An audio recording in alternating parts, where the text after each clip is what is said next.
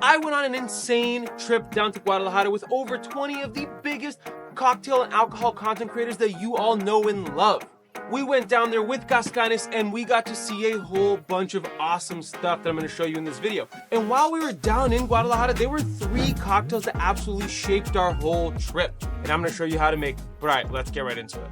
So I flew all the way from Boston to Guadalajara in Jalisco, which is the home of tequila production. And I have something to admit. Even though I speak a lot about tequila and agave spirits in general, I had never been to this part of Mexico, and I was so excited to get to see firsthand how this amazing spirit that I love is made. And the first thing that caught my eye is just how stunning Blue Weber agave is. The contrast with the mountains and the red clay dirt just really makes it pop. It's so beautiful. And our first stop on our trip was the Cazcanes Distillery, known as T-Tap. And T-Tap is about an hour and a half outside of the city of Guadalajara, nestled in a valley between the mountains, and it is absolutely gorgeous. But safety first. All 30 of us got to tour their distillery and see firsthand how their tequila is made. These guys look like minions out here. Look at all these lovely faces. Look at us. You'd like more of a powerful stance. And it was really exciting to just get to all be together. Stabilize, optimize. To make good tequila, you need to have good agave, good water, and good master distilled. So this is cooked agave, huh? And this was the first time I had actually tasted agave before it had been turned into tequila. Fascinating to see where that roasted agave flavor comes from and how it comes through in the tequila itself. It's a little bit of a different texture. It's more meaty. Interesting. Not so much fibrous. Oh, well, I guess I gotta have to get another one. Which one do you like better? I like the part. Yeah, I like both because of the juice. And here's Rob standing inside of an autoclave just to show you how big an autoclave can be. And this dude's over 6 feet tall. Closer, Louis, closer! Oh my gosh. That's incredible. That's so great. Oh my gosh, that just like hits you right in the face. Look at the fermentation tanks. It smells amazing. So good. Closer, closer! Oh my god. It's like when you drink like soda. It hits you all over. Because you're gonna feel it. And then we continued through our tour as Jose went through and explained the whole process. We all then got to try some tequila fresh off of the still and goof around a little bit with each other, which was really fun. And then they set up lunch overlooking the agave fields right outside the distillery, and we even had a live mariachi band playing. And one of the best parts about this trip was getting to hang out with other content creators in this space, people who I've looked up to and have inspired me, and also just getting to bond over this weird thing that we all do on the internet. And what's better than bonding over a tequila tasting through the whole lineup of Cazcanes' expressions? We also got to watch their barrel cooper sand and rechar a barrel. And this is important because a lot of barrels used to age tequila used to house bourbon. And so the Cazcanes team will sand and rechar a barrel, basically rejuvenating it and getting it ready to then age their tequila. And once it's done, it smells absolutely lovely. And of course, no lunch would be complete without a conga line. First cocktail that shaped our trip was the Batanga, and this is arguably one of the most important cocktails that shaped our trip, because on this trip, me and my friends, we decided to break the internet with this cocktail. But that's a video for another time. After we toured the Cazcanes Distillery and did our tasting, we actually had quite a few of these over lunch, and proceeded to have many, many more over the next couple of days. The Batanga is a creation from Don Javier at his cantina, La Capilla, which is a famous bar in Tequila, Jalisco. This cocktail is super simple, incredible, and some would even say that it's the cocktail of 2024. Let's grab our cutting board.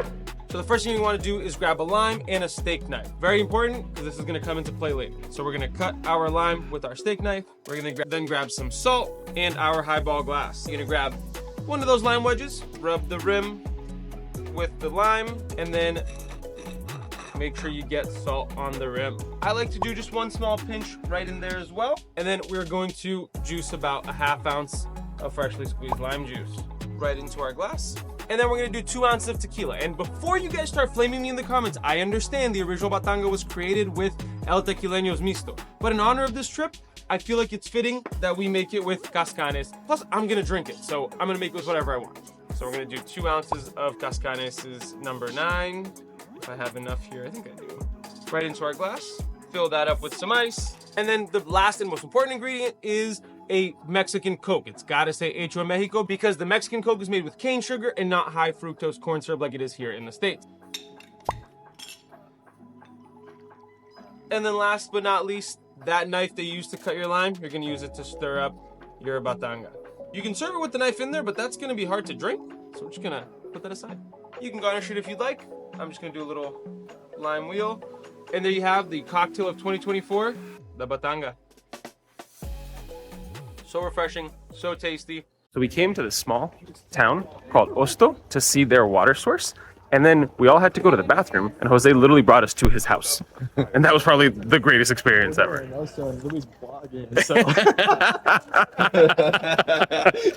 Can't take these people anywhere. And that day was incredible because this was such a tiny town, but it was filled with so much life and culture.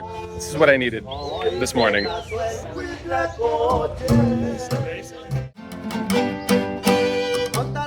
And getting to experience it firsthand was so special. And that day was just chock full of surprises. For one, Rob got arrested, which was really funny. Oh, I actually kind of like this. And there was also this huge festival happening that day in Osto, where the whole town was out and about and having a great time. There was a whole cavalry of horses parading through the town center, getting ready for a rodeo later that day.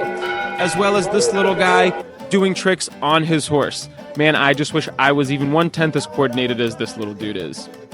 And drinks all around. And even though we obviously stuck out like sore thumbs, the people of Osto really made us feel like a part of their town for that day. What a Saturday, huh, Miguel?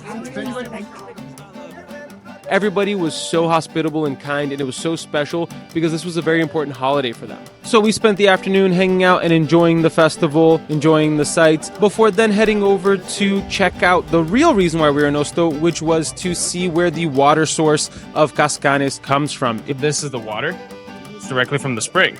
It is a stream that runs through Osto. It's very good. A little minerally. That's tasty. I like that a lot. And then the day just kept getting crazier and more fun. Setting up the Lucha Libre ring. Can't fucking wait. We then got to go to the rodeo and experience firsthand this very important cultural moment. And for me, it was really great because it wasn't my first rodeo. Okay, that was terrible. I apologize. And then once the Lucha Libre ring was set up, we played around in there before going over to the mechanical bulls and each taking a turn riding these things. PBR hit us up. And my favorite was actually this slow-mo video that I took of Dan that I actually forgot that I had taken. It just came out really funny. And it was overall such an incredible day, so much culture, a lot of tequila. It was a good time. And the next cocktail that really shaped our trip was the Cantarito. And Cazcanes went out and got each of us on this trip a handmade Cantaro with our own names on it. They are hand painted and each one was unique. And it was super fitting because almost everywhere we went, we were just getting handed Cantaritos left and right. When we were at the festival in Osto, Cantarito. When we were at lunch in the Agave fields, Cantarito. It is such a special cocktail and we're gonna make it really fun right now. So the first thing that we're gonna do is we're going to rim our Cantaro with some spicy salt that we make in-house. If you have tahini, it's probably a little bit easier. I make ours with chipotle salt and some smoked paprika. I like the flavor profile of that. We're going to just rim the glass with our lime. Make sure there's enough on there to really get some of the salt. There we go. So the first thing we're gonna do is 3/4 of an ounce of freshly squeezed grapefruit juice. And actually we're gonna put it into our shaker. So 3/4 of an ounce of freshly squeezed grapefruit juice. And then we're gonna do 3/4 of an ounce of freshly squeezed orange juice. 3/4 of an ounce of freshly squeezed orange juice. And lastly, a 1/2 ounce of freshly squeezed lime juice. And then we're gonna do 2 ounces of Cazcanes No. 9 Reposado. I like reposados in my cantaritos. I think the added flavor from the barrel really mixes well with the fruit juices, and it becomes very tasty. Gonna add some ice to our shaker. Let's block it up and shake it up. All right, grab our Cantaro, add our fresh ice in there, and just pour that right out. But we're not quite done. We need to add some soda element to it. Since we're not using squirt, we're gonna just use some regular soda water, and then we're gonna garnish with a nice grapefruit wedge, a lime wheel, and an orange wedge as well. Make it look all pretty and stuff. And I got these really dope recycled agave straws. So they're not plastic, they're not paper, they're recycled agave, which is really awesome, from a company called Plantar. If you want to check them out, it's not sponsored by them, but I just really love this and it's very sustainable. But there you have a Cantarito. Absolutely incredible. So tasty. So good. Tastes even better when it has my name on it. We got to go into the agave fields where Cazcanes gets their agave from and see firsthand just how difficult it is to harvest these plants. And just a look at how beautiful this area is. Shout out to Jack for letting me use this drone footage because I am not very good with my drone, nor at videography, and he is apparently a master at it. And then just look at how big these plants are in comparison to me. It's nuts. I mean, just look at them tower over Ashley. I have to do my video. And I know this guy makes it look easy because it seems like he's doing it effortlessly, but after he gave us some pointers, he then let us take a stab at it, and I'm going to be honest with you, this is really tough work. Not only is the Hima heavy and the agave is just big and bulky, I almost lost a toe right about here when I missed the agave and I was wearing loafers. Not the greatest idea on my part, I'll be perfectly honest with you. And I even needed his help to show me exactly what I was doing wrong to get this right. And it really gave me a profound appreciation for what it is that they do on a daily basis. I was just gonna say that. And then other folks got to try their hand at it and become Himadors for the day as well, before we got to sit down at this amazing lunch right in the agave fields where we had some of the best food on the entire trip. It was so tasty. And another cocktail that really shaped our trip was the Carajillo. Now, this cocktail can be made in many, many different ways. I'm gonna make a recipe that I'm actually borrowing from my friend Lucas, who was on this trip for at least one day. And we went out to dinner at Casa Luna in Guadalajara, and every time someone would order a Carajillo, this would happen. And I don't know why. Oh, fuck! Hey!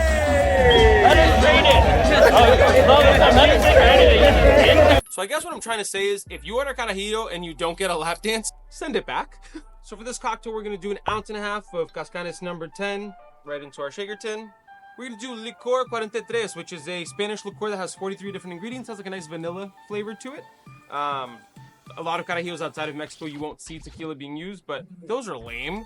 So let's do the fun way. So 1 ounce of Licor 43. And then we have some fresh brewed espresso that I just pulled from my little machine over there. We're gonna do 1 espresso shot right in there. Now, I wish I had a dolphin or a monkey mask to put on while I'm shaking this, but I don't. So we're just gonna shake it like normal. But just imagine, you know? You know what, I'll try to put some moves in there for you guys. I don't think I got enough of the hips in there, you know what I'm saying? Grab our glass, fill it up with some pebbled ice, and pour that right out. Oh, look at that. And then we're just gonna zest some cinnamon right over the top. And there we have a Carajillo. Oh yeah, it's bringing back some memories. That is tasty. It's an incredible coffee cocktail, one that'll surely wake you up. And it's just incredible. So much better than an espresso martini. Plus the Licor 43 is really nice and tasty too. So cheers to that. By far the wildest experience was driving through the jungle to go see where Don Humberto makes his tequila, basically in his backyard.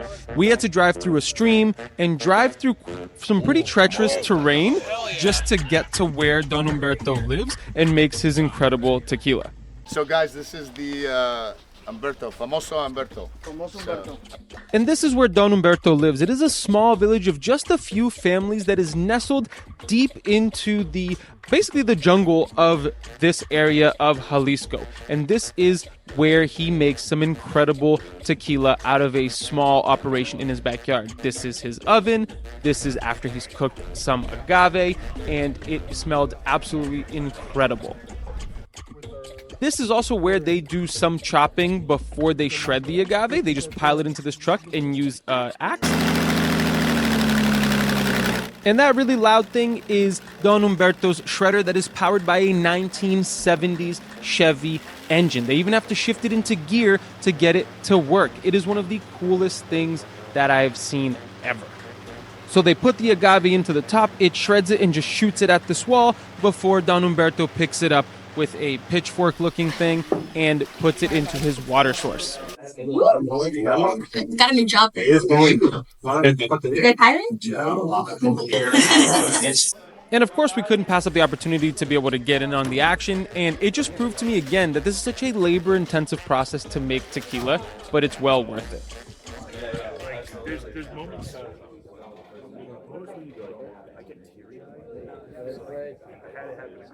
Paparazzi are after me. And then after we left Don Humberto's, we stopped at the site of a former Sauza distillery. It is one of the oldest distilleries. It is not still standing, but getting to just be there and take that in was really, really cool. And then the drive back out of the jungle was quite long, and we stopped at this gas station where we ended up having an impromptu tequila tasting with the lady who ran the gas station. And it was this really great tequila that didn't have a label on it. It was just in this like plastic bottles and plastic jugs. It was really funny to pack almost 30 of us into this gas station just tasting through that. What's happening here? Lucas started a trend. I was like, you guys are probably the only ones that are daring to even try anything she's doing. Oh, hell yeah. Well, let's rewind a little bit. Do you remember this spot about the former Sauza distillery? Well, we found a creepy-ass doll there that really freaked me out. And I thought that was the last time I saw it. I had to ask you, bro, are you Team Messi or Team Ronaldo? Yo, what the What the No! What the Guys, who the put that there? Get the out of here! No, what's this? Man, what the That's legit. Like, that's... Alright. And even though they wanted to curse me with that baby doll, the folks who did it unfortunately ran into trouble of their own, and their van broke down.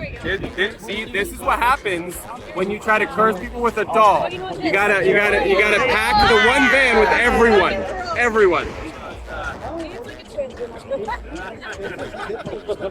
And so there you have it, the 3 cocktails that really shaped our trip down to Guadalajara. I just really want to thank Cazcanes once again. It was an incredible trip, and yes, it was great to see where the distillery was, how they make their products, but what was really great about it to me was the time that we spent with these awesome people, and I hope that maybe this video showed you just some of that. But if you can't get enough of that trip, I have this whole other video that you can check out right here next about how their tequila is actually made.